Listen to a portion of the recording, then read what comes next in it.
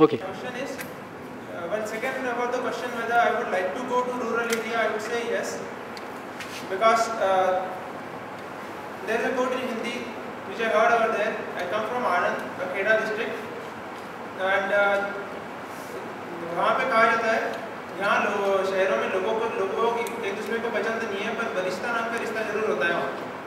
So secondly, the cost factor is less and it's fairly progressive, and I feel I can sustain myself in a village fully with all the facilities I need. I may not have a podium auditorium to speak on, but I can sufficiently speak under a tree with 100 people around me. My main question is, as you mentioned earlier, that 1/3 of the population or the India is under Maoist control, which is a kind of worry which P. Chidambaram recently says. And our political and economical weekly, that magazine also mentions about it. But the question is, do you feel that the greed and desire and all is a result of the democratic setup that we have and the communist regime or the Maoist regime, where the houses and the staying, the population, the lifestyle and the houses are all under control of government, and we must live with what sofa they give, what houses they give. Is it the end to corruption? Is it the end to corporate system? Will this sustain the corporate world much? Can this lead to a better sustainable life in future? So there are basically two questions, if I can think. Yes, sir. One is you are romanticizing the rural life. Rural life is very tough. Rural life The is tough, people yes, who live in rural areas, one of the things that I always tell the young people, just go and stay for a couple of days in those huts. Just stay. Don't think control. If you look at the Maoist movement, they are not somebody worth emulating.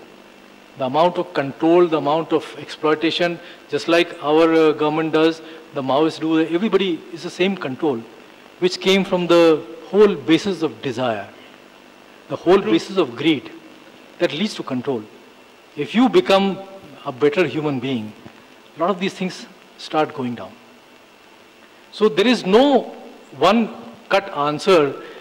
Democracy allows a great mechanism for us to discuss. That's why we are discussing all these things. True. In a dictatorship, this discussion would not have taken place, and they are the most corrupt, some of them. So it's just a process which we should all look into ourselves and try to see how we can improve. So do you agree with the argument that recent president of America did, that India is eating too much, so world is getting hungry? People can say anything. We know what we are, and we should look into ourselves. Facility that we are because, having to eat 2 times a day. You know, 2 years ago, the number of obese people in this world became more than the malnourished and undernourished people. And a lot of our people also equally to blame for that. Thank you, sir. Okay. Any other questions? Yeah, Avinash.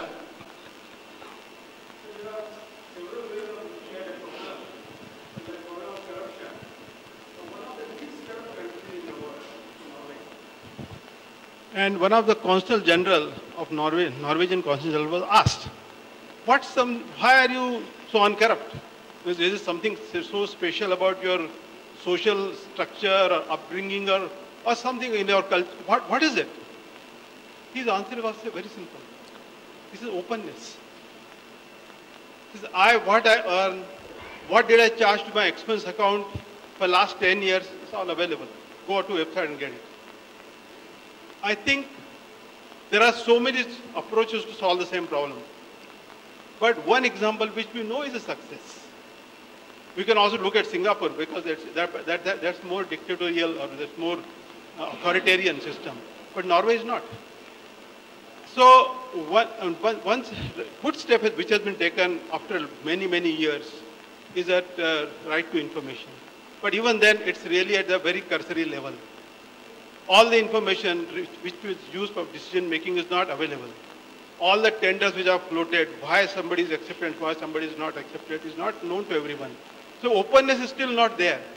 more open you make, less is the corruption. There's nothing so special about Norwegians. They are morally better than us. We are not any inferior to them. It is just a system. If you create more open system, less corruption. That's true, but the basis is why that openness? That openness comes from a societal process, right from beginning in the schools and etc. They are taught in a certain manner. The openness is a part of the society. Here the control, right? You see, all of you have gone to the schools. Look at the amount of, the discipline. In fact, I gave a talk last month to public English school in Baramati. This is run by the Pawars. And 9th, 10th, 11th, 12th, these are students. And it was really amazing the type of strict discipline. In fact, when they clapped, it was a very precise, orchestrated clap. I thought it was coming almost from some tape, but it was not. My question is this, that this openness, this whole process comes right from the beginning. Right from the beginning when a child does something, and instead of helping him or her, you slap him or her. And the first thing that he or she does, he stops telling the truth and starts telling lies. The whole basis of our lie telling starts from there. And this continues. He or she knows very fast, very early in his life, that if you tell the truth, you are in a bad shape. You tell lies and you do all sort of nonsense, you will be all right. Fear. The fear is the first step that comes from a closed system, from a system which does not look at the things that I was talking about. The first thing that comes when you become fearless is when you really start looking at these things. And it is the fear which is what we ingrain in our children, in our school kids. I'm sure that all of you know, how many of you have gone to science? Science background. Well, did you have a free access to all the apparatus in your labs? They were all locked. How will you learn? When I went to IIT Kanpur, that was a really great revolution. In my third year, we all had to take electrical engineering. I was a mechanical engineer, but we had to take electrical engineering. And my professor, who at the time, in those times, were also an American, because by 1971, and I passed in 72, 71 we still had American students, professors. He told me, I would like you to, all of you to write on a piece of paper in how many ways you can destroy this transistor. It was really a revolution, because transistor in those days used to cost around 10 rupees per transistor. 10 rupees was a fantastic amount of money. Today the transistor, is almost free. So to burn a transistor was a very big tamasha. And we burned a lot of transistors. But when we knew how to burn a transistor, we knew very well what not to do to burn it. That was something which was a total revelation. So that openness, that thing comes because of lack of fear. That is what I feel. Question? Sir, you said that your father worked with Mahatma Gandhi. He went to jail with Gandhi. He didn't work. So you must have seen the changes when our constitution was framed, 1950 came into existence. You must have seen the changes what happened in our country after the constitution was framed. Now it has been almost 60-70 years. We are still following the same constitution. So sir, what is your view on that? Some of the amendments in the constitution must be changed drastically, so that it might be, it might help to also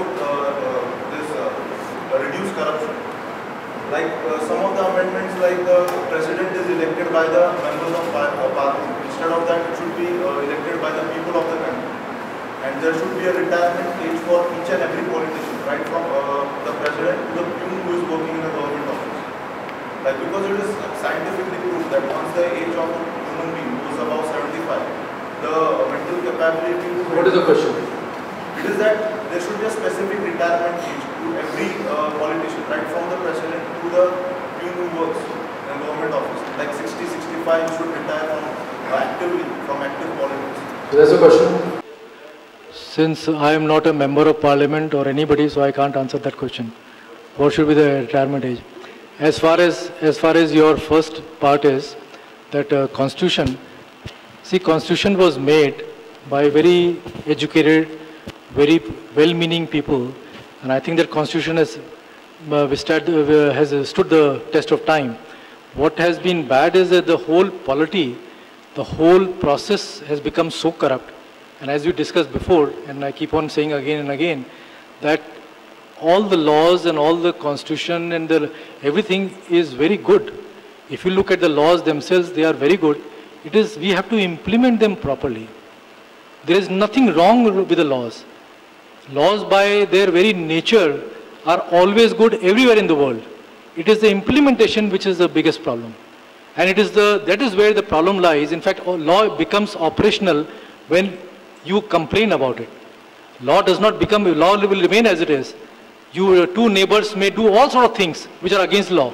But as long as somebody does not complain, the law does not come in picture. Laws are there, laws are good. It's just that somebody has to implement them properly.